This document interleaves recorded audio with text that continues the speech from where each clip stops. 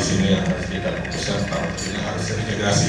Integrasi ini bukan hanya dari sisi kabupaten di satu kabupaten atau satu provinsi saja, tapi kita harus menyeluruh, mulai dari provinsi, OPD, dan juga seluruh kabupaten kota, bahkan perlu sampai dengan lingkungan desa, sehingga seluruh solusi layanan yang ada bisa kita dalam tanda kutip disatukan.